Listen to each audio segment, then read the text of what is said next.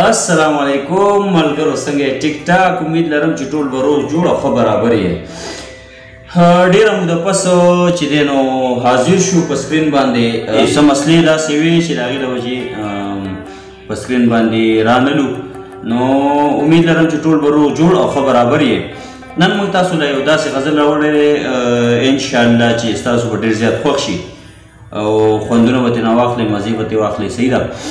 او باقي چې دی نو ژوند روزګار مو څنګه تېرېږي تاسو موږ ته کمنټ کې ووایئ.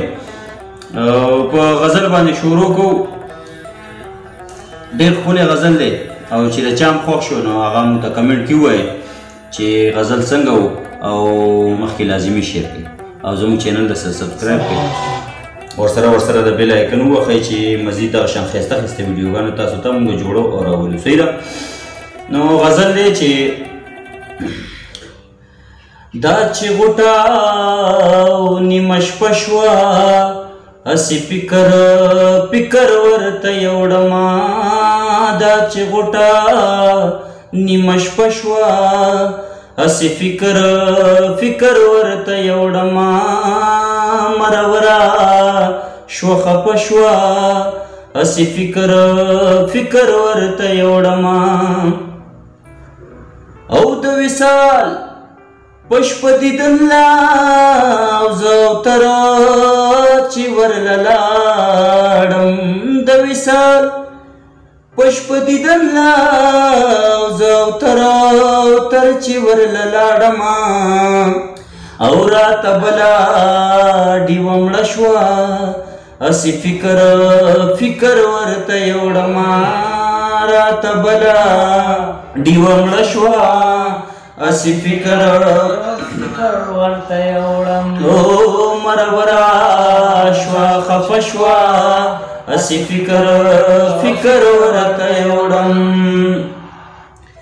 اولادي دنو مې کړی نو چې رقیب په منځ کې راغی.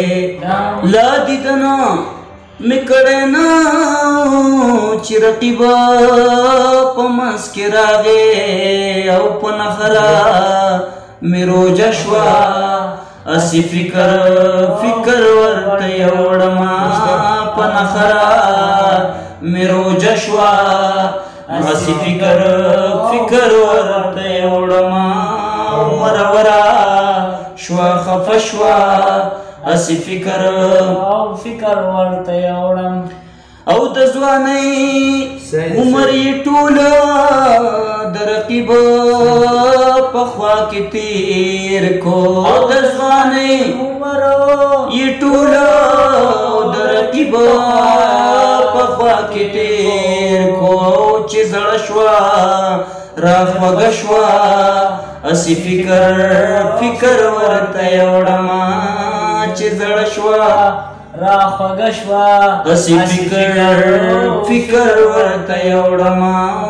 دا چې غوټه نیمه شپه شوه، هسې فکر ورته یوړم. او مرورا شوه خفه شوه، هسې فکر ورته یوړم. هسې فکر ورته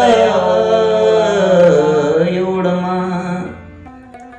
ډېره مننه، خوشحاله او آباد اوسئ او امید لرم چې ستاسو به دا غزل ډېر زیات خوښ شوی وي.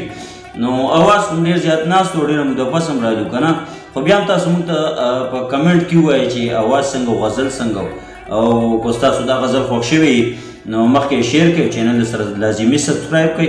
ورسره خوا کې د بیل آیکن بټن ووهئ چې دغه شان مزیدار ښایسته ویډیوګانې ستاسو لپاره موږ جوړو او تاسو ته ډایرکټ نیغ په نیغه درځي. صحیح ده که نه؟ نو په آخره کې به موږ له راکړئ اجازت. دې خوا ناست دی صدام خان، ورسره خان شیر، په منځ کې بلال. موږ ټولو له به راکړئ اجازت د لوی الله.